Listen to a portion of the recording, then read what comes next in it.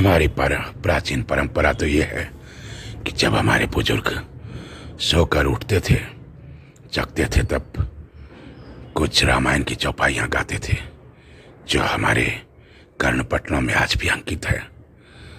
भरत सरिस को राम सनेही, जगु जप राम राम जप जेहि।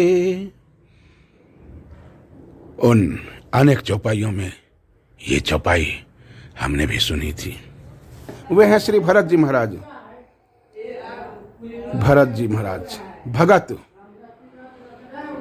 जो अपराध भगत कर करई, राम रोष पावक सो जरई। जो कोई उनके भक्त का अपराध करता है वह श्री राम को क्रोधाग्नि में जल जाता है, वह श्री राम जी के क्रोधाग्नि में जल जाता है। लो कहूँ वेद विदित इतिहासा, यह महिमा जानहि दुर्वासा। दुर्वासा जी भी इस कथा को जानते हैं, इस महिमा को जानते हैं। जब भगवान श्री राम के दर्शन के लिए भरत जी महाराज जाते हैं तो सुर देव राज इंद्र कहते हैं कि अपने गुरु बृहस्पति से, सुर गुरु बृहस्पति से कहते हैं कि श्री रामचंद्र जी संकोची हैं और प्रेम के वश में हैं। भरत जी प्रेम के समुद्र हैं, बनी बनाई बात बिगड़ना चाहती है, इसलिए कुछ छल ढूंढकर इसका उपाय कीजिए। बचन सुनत सुर गुरु मुस्काने, सहस नयन बिनु लोचन जाने। वचन सुनते ही इंद्र के इस वचन को सुनकर देव गुरु बृहस्पति जी मुस्कुराए। उन्होंने 1000 नेत्रों वाले इंद्र को ज्ञान रूप नेत्रों से रहित मूर्ख समझा और कहा, हे देवराज, माया के स्वामी श्री रामचंद्र जी के साथ, उनके सेवक के साथ यदि कोई माया करता है तो वह उलटकर अपने ही ऊपर पड़ता है।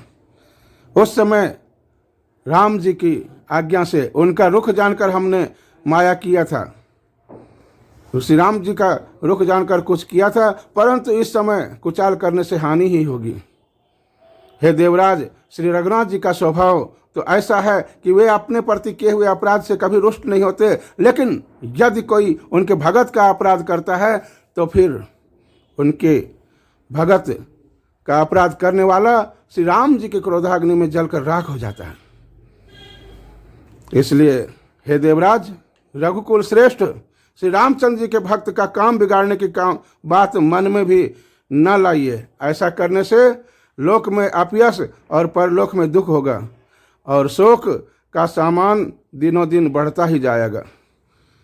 सुनु सुरेश उपदेश हमारा, राम ही सेवक परम प्यारा।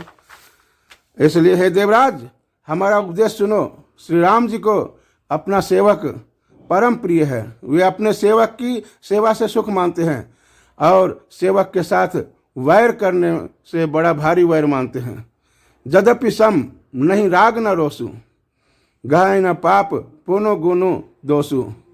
फिर भी कर्म प्रधान विश्व करि राखा, जो जस करई सो तस फल चाखा।